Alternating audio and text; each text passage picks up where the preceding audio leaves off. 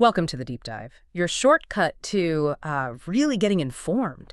We plunge into the currents of information, pull out the key insights, the facts that maybe surprise you, and hopefully add just enough humor to keep it interesting.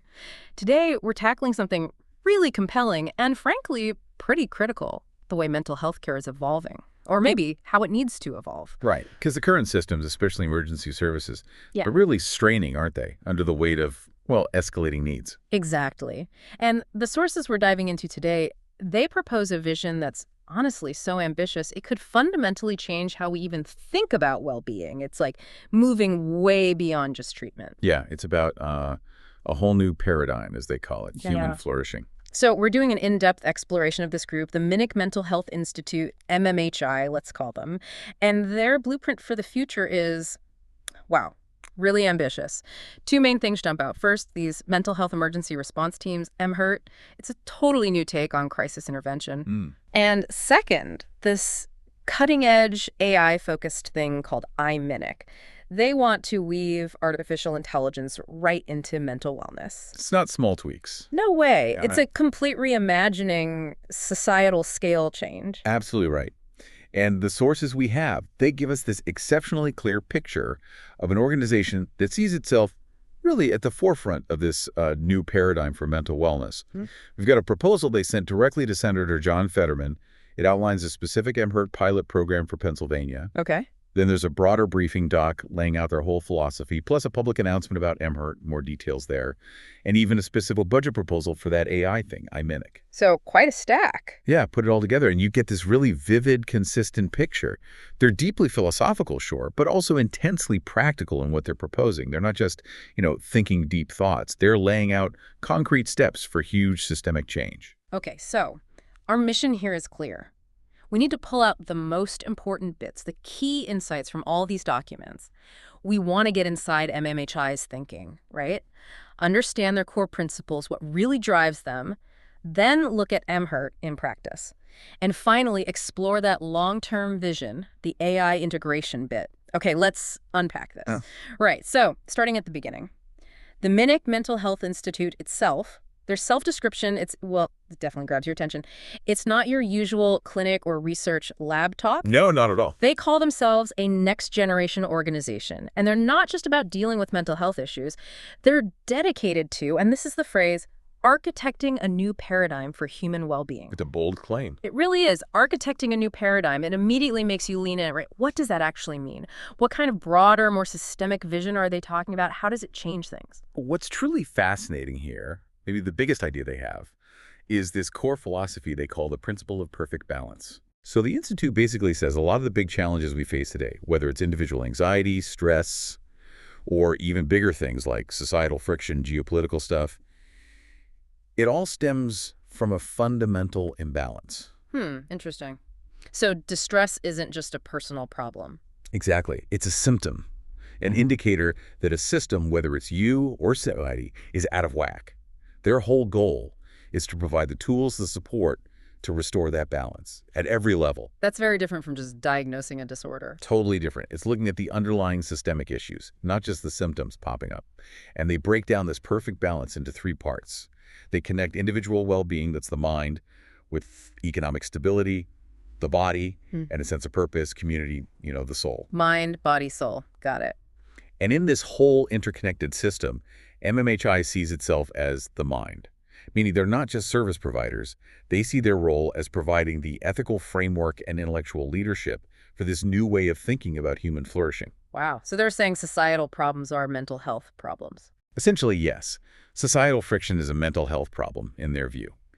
And they're proposing a therapeutic, philosophical solution for these systemic issues. It's just miles away from traditional models that focus on, diagnosing specific conditions. They're looking at life balance, societal equilibrium, trying to prevent things from breaking in the first place. That is a really expansive way to frame it. Mental health isn't just a medical field. It's the foundation for a stable, prosperous, even peaceful society.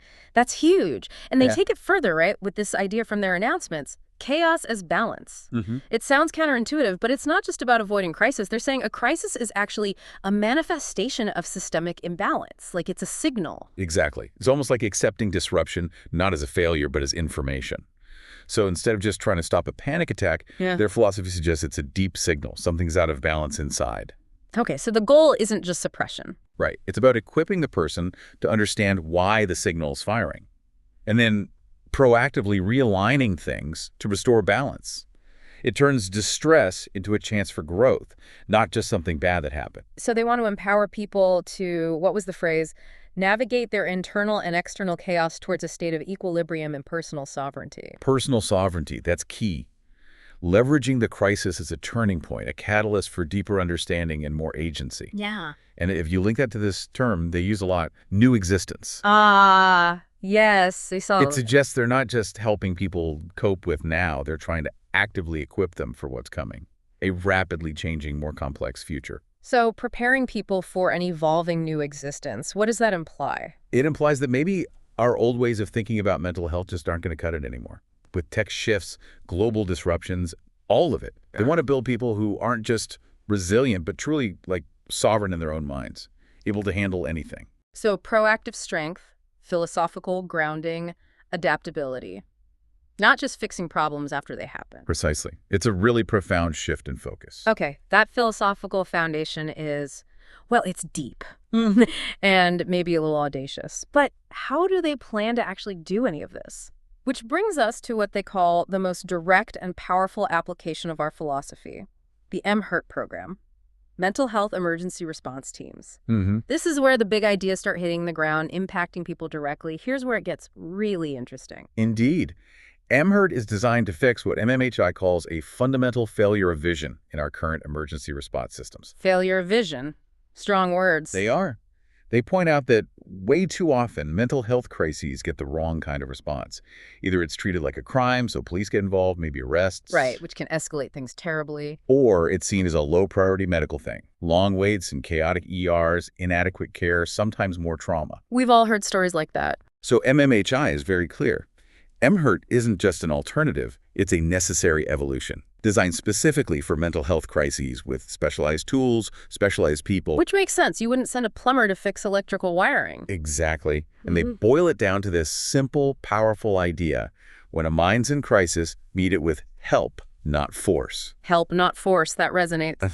And crucially, to make sure everyone can access it, no barriers, they say the service will be free of charge. Free. That's also huge. Removes a massive barrier right there. Okay, so that concept, specialized help, not force, free of charge, that's powerful. It hits all the current pain points. Let's dig into the actual MHERT unit, the operational framework. It's a 3-person team, right? Highly trained, specifically designed for these situations. Very different from just sending whoever's available. Very different. The composition is absolutely key to their whole non-coercive approach. Okay, so first there's the specialist. Team lead, a licensed clinical psychologist, psychiatrist, or clinical social worker. Deep expertise in crisis intervention, de-escalation, the clinical heavyweight on-site. Right. Immediate assessment, therapeutic engagement. Then the support agent. This is interesting. A certified peer support specialist or mental health tech. Focus on immediate comfort, maybe logistics, and connecting the person to ongoing support in the community. Lived experience could be key here too. Incredibly important role. The human connection, the practical help, bridging to longer-term care. And finally, the security and logistics officer. Highly trained, yes, but specifically in nonviolent crisis intervention and defensive tactics. And they make a huge point of this, that their job is safety for the person in crisis, the team, the public, absolutely not enforcement. Emphatically not enforcement. That's central to the MMHI philosophy. Safety, not control. Protection, not punishment. That deliberate mix really shows the specialized therapeutic goal, doesn't it? It's not police, not standard EMS, it's tailored help. Absolutely. That specialized team, with the focus shifted away from force, it changes the whole dynamic. It aims to build trust right from the start, where often there's fear. And to make sure the right response gets sent, they have this 3-tiered response system. Okay, 3 tiers. How does that work? It runs through a central statewide dispatch. You can call a dedicated toll-free number for mental health help, or 911 can refer calls over. It's designed to match the response to how serious things are. Optimize resources, get the right care flowing immediately. Makes sense. So, tier 1. Tier 1, digital response, This is for situations that aren't immediately dangerous or for initial assessment. You connect right away through a secure telehealth portal with an MMHI counselor. Guidance, support, maybe de-escalation. It's quick, low-barrier help. Could stop things from getting worse. Okay, telehealth first. Smart. Tier 2. Tier 2, community response. This is for when you need someone in person, but there's no immediate danger.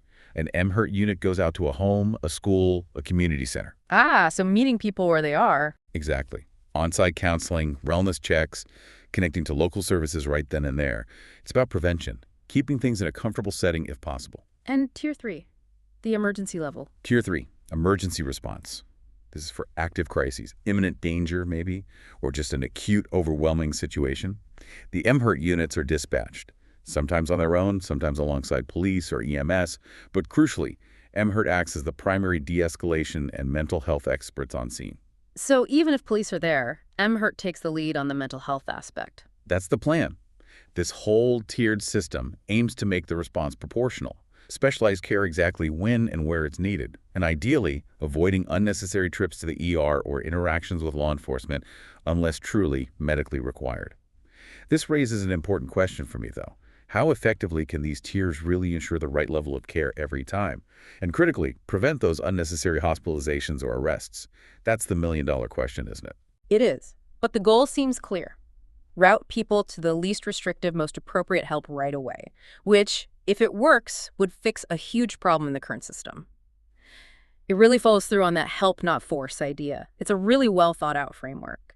Specialized care, tiered response.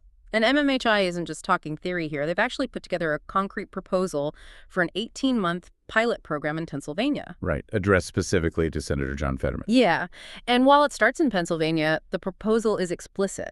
They want this pilot to be a national model, replicable everywhere. It's ambitious, but they have a clear roadmap. That's a really key point.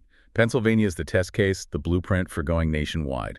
And the proposal breaks it down very methodically into 3 phases. It looks like a really data-driven approach. Okay, so phase 1. Phase 1, months 1 to 6, is all infrastructure and recruitment. Set up the central dispatch in Philly, use existing infrastructure there, and, crucially, recruit and train the first 50 MHERT units. Not just clinical skills, but that specific nonviolent intervention, the logistics, the team dynamics, laying the groundwork. Build the engine first. Makes sense. Phase 2. Phase 2, months 7 to 12, is activation. This is launch time. Those first units deploy in Philly and the surrounding counties. Start taking calls through the tiered system. And collecting data. Tons of data. That's critical here. Measuring response times, outcomes that they de-escalate successfully, connect people to care, prevent arrests, hospitalizations, and importantly, what's the impact on police, fire, EMS workload? This data is everything for proving it works and planning the next step. Okay, prove the concept. Then phase 3. Phase 3, months 13 to 18, is statewide expansion. Based on what they learned and refined in phase 2, they scale up. Set up regional hubs, Pittsburgh, Harrisburg, other strategic spots. The goal is full MHERT coverage in all 67 Pennsylvania counties. Wow, all 67 counties in 18 months. That's fast. It's ambitious, but it's a logical progression, right? Build, test, prove, then scale. It shows they understand the complexities of rolling out something this big. It does seem logical, and the data part is smart. You need proof for funding, for expansion. But what does success actually look like for them? Beyond just getting teams out there, the proposal lists these desired outcomes. They're huge. Well, they're huge. First, a significant reduction in arrests and hospitalizations linked to mental health crises. That would change so many lives. Absolutely transformative, breaking that cycle. Second, a measurable decrease in the strain on police, fire, EMS, frees them up for other stuff, addresses that resource strain. Big efficiency gain for the whole system. Third, a marked improvement in public access to and trust in mental health services, offering a non-scary, free, specialized option that could really break down stigma and fear. Building bridges instead of walls. And finally, the biggest one. Create a successful, data-proven model for universal mental health care that the whole country can adopt. Universal, that's the key word. Yeah. These aren't small goals. They're aiming to fundamentally change how public health and safety work together. A societal rebalance. Precisely. And if we connect this back to their bigger philosophy, MMHI says this program represents a chance to move beyond the failures of the past and manifest a new reality for public health and safety. A new reality. They genuinely seem to believe this pilot could set a new national standard. It's not just about fixing a broken system. It's about building a whole new one, rooted in universal care, fundamentally changing how we respond to mental wellness nationwide. The ripple effects for society, for that true peace and prosperity they talk about, they're potentially enormous. It's incredibly bold, but they seem to have a detailed plan and clear metrics to back it up. It's not just wishful thinking. No, it seems like a meticulously planned strategic move. Okay, so MHERT is clearly the immediate frontline strategy addressing the crisis right now. But the Minnick Mental Health Institute, as you said, is thinking much bigger than just emergency response. We need to understand their broader scope, right? They aren't just an MHERT organization. Their vision is way more comprehensive. They're playing a bigger game, aiming for change from lots of different angles. That's a really critical point about MMHI. They have these distinct divisions, showing this whole ecosystem approach to well-being, to that new existence idea. First, there's the Office of Strategic Counsel. This isn't direct service. It's high-level confidential advice to leaders, government, industry, tech. Influencing the influencers. Exactly. The founder, Markeith Nafis-Minnick, is mentioned specifically. Engaging in strategic dialogues on things like organizational balance, there's that core idea again, but also the ethical integration of artificial intelligence. This shows a clear top-down strategy, shaping policy, shaping the future at the highest levels. Okay, so influencing from the top. What else? Then there's the Division of Research and Development. This is where they're cooking up new models for mental wellness, looking way beyond today's therapies.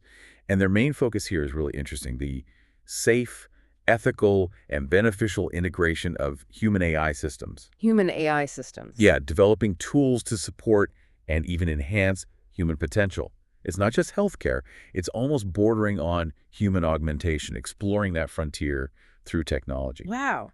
Okay. And the third division? The Division of Public Discourse, led by their chief ethicist, Sylva Minnick. Their job is explicitly to shape the public conversation around mental health, sure, but also individual sovereignty, digital rights.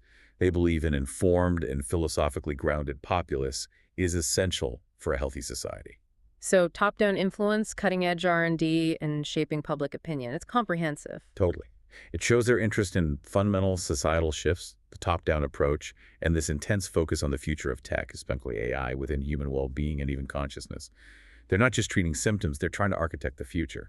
And that focus on human AI systems leads us right into maybe the most futuristic and honestly exciting part, the Minnick program. What? Illuminating mental health in the nexus of intelligence and cognition. It sounds complex. It is. It's not just AI helping us, right? It's about understanding the whole relationship between our minds and AI and how to use that connection for better well-being. It sounds incredibly ambitious, pushing way beyond typical mental health research. It absolutely is. And they've laid out very clear year-one goals for Minnick. It shows they're tackling this complex integration systematically, responsibly. Okay, what are the year-one goals? First, establish a core research team. Hire 2 or 3 key people with expertise across AI, psychology, and ethics, interdisciplinary from day one. They need people who understand the tech, the mind, and the societal impact. Makes sense. You need all three. Second, secure resources and set up the Human AI Cognition and Wellbeing Laboratory. Yes. And they're specific about the initial setup. Basic AI hardware, software, neurofeedback gear. Neurofeedback, like brainwave monitoring. Yeah, real-time brain activity monitoring. Helps people learn self-regulation, maybe optimize cognitive states, plus virtual reality platforms for immersive therapies, cognitive training, and controlled settings. Cutting-edge tools. Okay, build the lab, get the gear. What's next? Third, launch 1 to 2 pilot research projects immediately. Things like early AI modeling of human emotion recognition, or maybe developing basic AI tools for mental health support. Get some practical work going, generate data right away. Like their hands dirty. Fourth, and this is so important with AI, conduct initial workshops of the Minnick ethical framework. Build ethics in from the very beginning, not tack it on later. They know integrating AI with mental states is serious business. Shows real commitment to doing it right. That's crucial. Responsible innovation. Absolutely. And finally, develop a foundational communication and outreach strategy. Let the scientific community, potential investors, know what they're doing. What's fascinating here, really forward-thinking, is that explicit focus on ethics from day one, especially for mental health AI. They're thinking about the how and why, not just the what, trying to build a beneficial relationship with this powerful tech from the start. And that kind of research, especially with the ethical layer, needs money. The Minnick program, year one, they're looking for $250,000 from, quote, visionary investors. And they break down the budget pretty clearly, shows careful planning. The biggest piece, $100,000, is for personnel costs, salaries, stipends for that core research team, some admin support. Got to get the right people. Standard research setup cost. Then $70,000 for research and laboratory. Set up the hardware, software, neurofeedback, VR, pilot project costs. The tools for the job. $25,000 specifically for ethical framework development workshops, expert consultants, materials. Shows they're serious about it. Dedicated funding for ethics. That's good to see. $30,000 for communication and outreach, website, materials, networking. And $25,000 for admin and operational costs, legal, accounting, insurance, supplies. Cover the basics. Yeah, it seems like a very detailed, transparent initial budget for something with such huge potential. They know what it takes to launch something like this. It really is methodical. And the outcomes they expect in year one, they reinforce that transformative potential they see, where mental health meets AI. What outcomes are they predicting? Well, having that core team established, a functional lab ready to go, some preliminary research findings to build on. And critically, that ethical framework outline guiding how AI gets used responsibly in mental health, maybe setting a standard.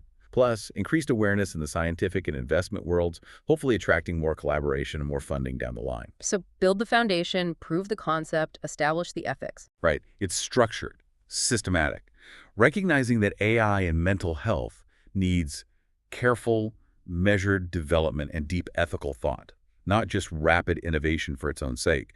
The insight is that proactive focus on how and why you integrate AI, not just rushing to what it can do. Okay, so we've got the philosophy perfect balance, the immediate action MHERT, the future tech research Minnick. But MMHI isn't just selling programs or research papers, they're asking for partnership. Big time. That proposal to Senator Fetterman, it uses specific words, seeking a true strategic partner in the United States Senate. That sounds like more than just asking for money or a rubber stamp. Oh, much more. True strategic partners suggest they want someone deeply involved in reshaping policy, public understanding, right from inside the government. It's about building something together. The collaborative journey, like you said. And their ambition isn't just Pennsylvania or even just the U.S. They keep positioning MHERT as their answer to an urgent global need. Yeah. They talk about fostering resilience in the face of disruption, operating across nations, partnering with governments, international organizations, local communities worldwide. It's a truly global vision for mental health support. Wow. So MHERT isn't just a U.S. model. It's potentially a global one. That seems to be the long-term goal. And the benefits they list for this global rollout, they echo the core philosophy. Rapid, specialized help for crises anywhere. Fostering resilience through practical tools and those philosophical frameworks, helping people cope and build inner strength globally, reducing systemic strain on emergency services and justice systems worldwide, and ultimately promoting holistic well-being and sovereignty everywhere. Sovereignty again. That word keeps popping up. It does. It seems central to their idea of individual strength and balance. So yeah, it's not just a service. It's like a global strategy for societal stability built on individual mental wellness. So what does this all mean? Putting it all together. MMHI is this organization aiming for a fundamental rebalancing of society, starting with individual mental wellness. MHERT is the practical, boots-on-the-ground solution for the immediate crisis, meant to revolutionize emergency response and rebuild trust. And Minnick is the long-term R&D play, weaving mental health and AI together to prepare us for this new existence where tech enhances human potential responsibly. It's a really comprehensive vision, top to bottom, street-level crisis intervention, all the way to the ethics of AI consciousness. It is. It's not just tweaking the system. It's proposing a whole new paradigm. Yeah. It's a very compelling holistic story they're telling, isn't it? MMHI presents this as, their words, a historic opportunity to tackle mental health, one of our biggest, most complex challenges. Historic opportunity, no small claim. And they call their solution both visionary and profoundly practical, transforming crisis moments not just into fixes, but into opportunities for personal growth and systemic rebalancing. So then rebalancing back to the core ideas. Exactly. It's incredibly ambitious, framing mental health not just medically, but as foundational to true peace and prosperity for everyone. They're essentially asking us to consider that our collective future, the stability of our world, really depends on how well we support the individual mind and integrate it into a balanced, ethical society. Wow. That's a lot to think about. This has been a really fascinating deep dive into the Minnick Mental Health Institute. their whole philosophy of perfect balance and chaos is balance, the MHERT program with the Pennsylvania pilot, and that super forward-looking Minnick AI initiative, it definitely makes you consider the implications, right? A proactive, comprehensive approach like this. What could it mean for individuals, for It society? really does. And it leads to that final thought, maybe building on their ideas. If mental health truly is the central pillar for a stable society, and crises are just symptoms of imbalance, what new responsibilities might we need to take on? As individuals, as a society, what do we need to embrace to actually achieve that perfect balance in this new existence they keep talking about? A profound question indeed, shifting from just reacting to crisis, maybe, towards a proactive shared responsibility for well-being, something to definitely mull over. Thank you for joining us on this deep dive. We hope it gave you plenty to think about. Continue exploring these crucial topics, and we'll see you next time.